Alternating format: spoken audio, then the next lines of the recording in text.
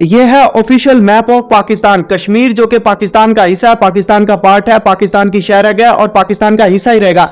शहरग कभी भी जिस्म से अलग नहीं होती। यहां पर इंडिया इलीगल ऑक्युपाइड है, इसी वजह से इसको Indian illegal occupied Jammu and Kashmir कहा जाता है। इंडिया यहां पर आए रोज कोई ना कोई फॉल्स फ्लैग ऑपरेशन करता रहता है अपने मकसद के लिए।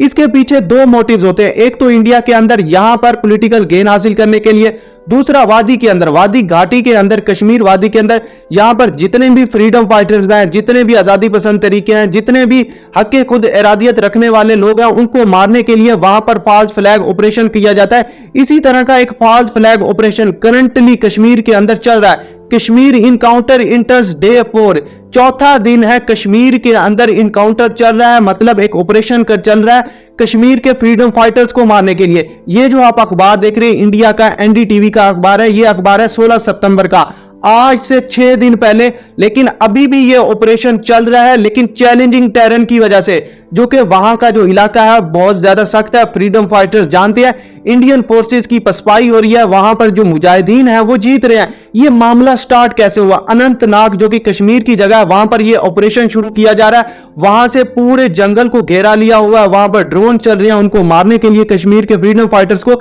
ये मामला स्टार्ट कैसे हुआ? असल में मामला ऐसे स्टार्ट हुआ है, जो इंडिया के दो, एक कलोनल, एक मेजर इंडियन आर्मी का, एक इंडियन पुलिस का एक जवान मारा गया। वहां पर जहन्नम यात्रा की तरफ रवाना हो चुके हैं, ये मर चुके हैं। लेकिन क्वेश्चन ये है कि इनको मारा किसने? ये $1 मिलियन क्वेश्चन है, इनको मारा किसने? इसका जवाब किसी के पास नहीं है। इनको मारा है मोदी ने, मोदी ने खुद मारा है इनको, जहन्नम यात्रा करवाने के लिए, इनको जहन्नम की तरफ भेजने के लिए। ये शहीद नहीं है। अब आप सोच रहे हैं शहीद एक इस्लामिक टर्म है, सिर्फ और सिर्फ इस्लामिक लोगों के लिए, इस्लामिक कंट्री के लिए इस्तेमाल होती है। ये जहन्नम यात्रा की तरफ रवाना हो चुके हैं।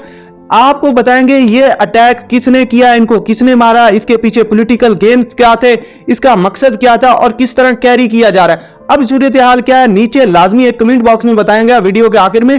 आप क्या कश्मीर को आजाद देखना चाहते हैं या नहीं देखना चाहते? आपका ओपिनियन क्या है? मैं रियली जानना चाहूंगा। आपका ओपिनियन नीचे कमेंट बॉक्स में लाजमी बताएगा। अब सूरत हाल क्या है, अनंतनाग में इस वक्त ऑपरेशन चल रहा है। अनंतनाग के अंदर ऑपरेशन चल रहा है फ्रीडम फाइटर्स को मारने के लिए। वहां पर ड्रोन चल रहे हैं, वहां पर इंडियन फोर्सेस अपने वेपन्स कैरी करके जंगल के अंदर, फॉरेस्ट के अंदर जा चुके हैं, क्योंकि कश्मीर ज्यादातर फॉरेस्ट ही है। लेकिन इस ऑपरेशन के दरमियान, अमडेस्ट दी अनंतनाग ऑपरेशन, इंडिया के एक यूनियन मिनिस्टर है, उन्होंने पाकिस्तान को धमकी दी है। वो धमकी क्या है? Strong warning to India's enemies. India के एनिमी कौन है? ऑब्वियसली पाकिस्तान। पाकिस्तान जो कि इंडिया के वेस्टर्न बॉर्डर पर रहता है, पाकिस्तान के ईस्टर्न बॉर्डर पर इंडिया रहता है, तो उसका दुश्मन है पाकिस्तान। पाकिस्तान को उसने वार्निंग दी है, वार्निंग बहुत ज्यादा सख्त है।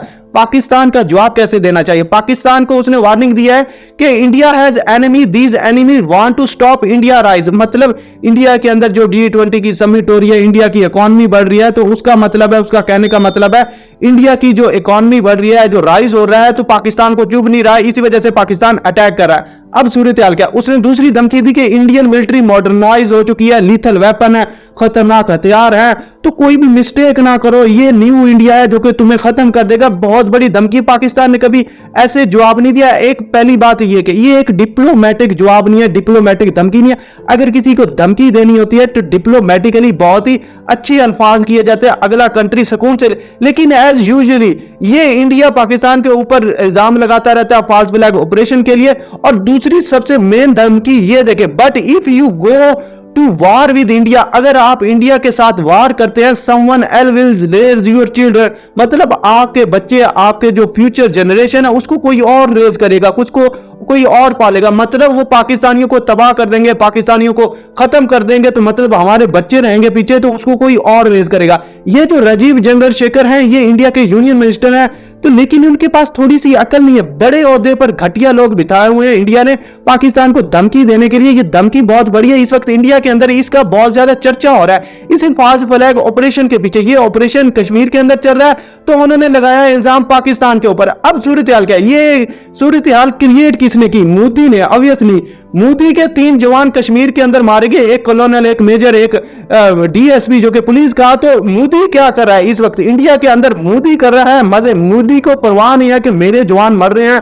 वो क्या हुआ है, उनके साथ क्या होने वाला है, तो मोदी कर रहा है मजे इस वक्त इंडिया के अंदर। उसने 13 सितंबर को ये मामला हुआ, 13 सितंबर को ये मरे, तो मोदी उस दिन कर रहा था अपनी सेलिब्रेट G20 की सक्सेस की। उसके बाद 14 सितंबर को मध्य प्रदेश में मोदी साहब गए होते। इसके बाद 15 सितंबर छत्तीसगढ़ में मोदी साहब गए। मोदी साहब को टाइम ही नहीं मिला अपने जवानों के लिए हमदर्दी दिखाने के लिए। इसी तरह मोदी की बर्थडे थी 17 सितंबर को, मोदी की बर्थडे थी। बीजेपी जो कि भारतीय जनता पार्टी है, उसने कोई ट्वीट नहीं की अनंतनाग के मार्टर्स के हवाले से। मार्टर नहीं है ये, वो होते हैं क्या नाम है, जहन्नम वासिल। मार्टर्स प्योर इस्लामिक टर्म है। ये इस तरह है कि मिडिल ईस्ट जब मिडिल सेंचुरी जब इंग्लिश का लिटरेचर था उसके अंदर इंग्लिश में आया, लेकिन ये मार्टर जो है ये बहुत पहले का लफ्ज है इस्लामिक लोगों के लिए। किसी भी अमित शाह, राजनाथ, हेमंता बिस्वा, किसी ने भी बीजेपी की गवर्नमेंट ने, मोदी ने इन लोगों के लिए अफसोस नहीं किया। तो मोदी की वो government but on Modi's birthday they wished him, मतलब मोदी के लिए उनके पास टाइम था, मोदी के पास टाइम अपनी बर्थडे के लिए था और किसी काम के लिए नहीं था। ये है हिपोक्रेसी। मोदी को कोई परवाह नहीं है क्योंकि ऑपरेशन उसने खुद किया हुआ था। ऑपरेशन मोदी ने खुद स्टार्ट किया हुआ था कश्मीर के अंदर उनको मारने के लिए, ताकि पॉलिटिकल गेन हासिल कर सके। और दो तीन मेजर रीजन है, वो आपको बता दूं।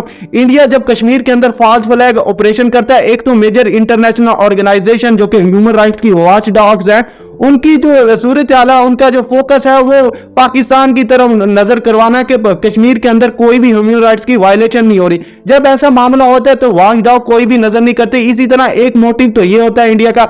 दूसरा मोटिव ये कि इंडिया पाकिस्तान के ऊपर इल्जाम लगाता है कि इंडिया के अंदर जो पाकिस्तान है वो दहशतगर्दी करवा, लेकिन कश्मीर है पाकिस्तान का हिस्सा और पाकिस्तान का हिस्सा ही रहेगा। तो ये दूसरा रीजन। और तीसरा रीजन है कि पॉलिटिकल गेन। इंडिया अपना पॉलिटिकल गेन हासिल करता है पाकिस्तान के ऊपर इल्जाम लगाकर, पाकिस्तान के ऊपर इल्जाम लगाता है कि पाकिस्तान ने अटैक किया, तो इंडिया पॉलिटिकल गेन हासिल कर। इसकी मिसाल ऐसे देखें, 2019 सत्यपाल मलिक जो कि एक्स गवर्नर थे Indian illegal occupied Jammu Kashmir के, और दूसरे एक्स त्रिपुरा अपार मानिक साहब, इन्होंने कहा है कि BJP used Pulwama attack Balakot for polls benefit. 2019 में जब पोल्स हुए, इलेक्शन हुए, तो मोदी ने पुलवामा अटैक, बीजेपी ने उससे वो फायदा उठाया। इसका फायदा मोदी को, क्योंकि मोदी की ऑब्वियसली गवर्नमेंट बनी तो उन्होंने खुद ही वो अटैक करवाया था।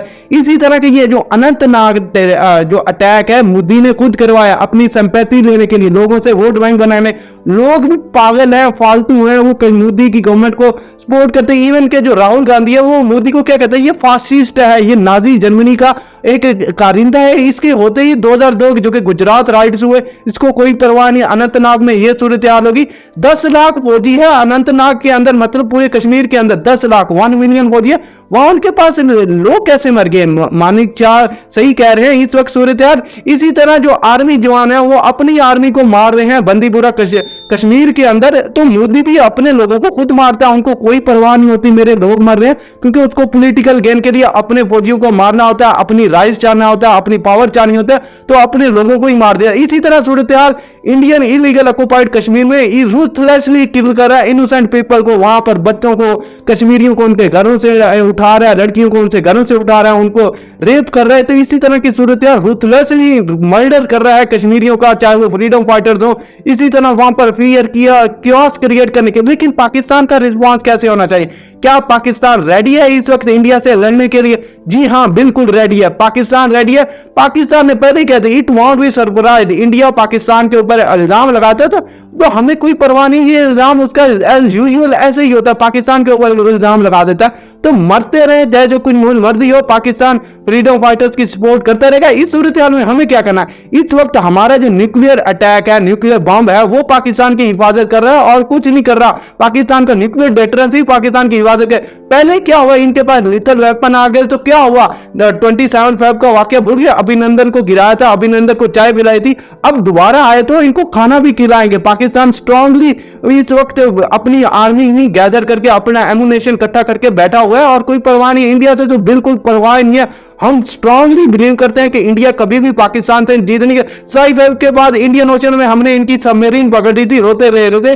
पता इंडिया सबमरीन को समुद्र के अंदर पकड़ना या देखना सुई को पकड़ने के बराबर है। ये ऐसी पाकिस्तान के पास टेक्नोलॉजी है, इंडिया कभी भी पाकिस्तान को हरा नहीं सकता किसी मैदान में। देखते हो फ्यूचर में क्या डेवलपमेंट होती है। ये था एक फॉल्स फ्लैग ऑपरेशन, इंडिया की पाकिस्तान को वार्निंग। पाकिस्तान के ऊपर इल्जाम लगा के पॉलिटिकल गेन हासिल करना चाहता है, लेकिन मोदी को कभी भी लोग उसके सपोर्ट सपोर्ट भी करेंगे, लेकिन अनलेस कभी भी मोदी के लोग हैं जो इंडियन है वो समझदार होंगे, मोदी को सपोर्ट करना खत्म कर देंगे। आप क्या कहते हैं इसके बारे में लाजमी नीचे कमेंट बॉक्स में बताइएगा। हमारे पास जुड़े रहें, की watching, stay tuned with us. may Allah bless you, Allah Hafiz.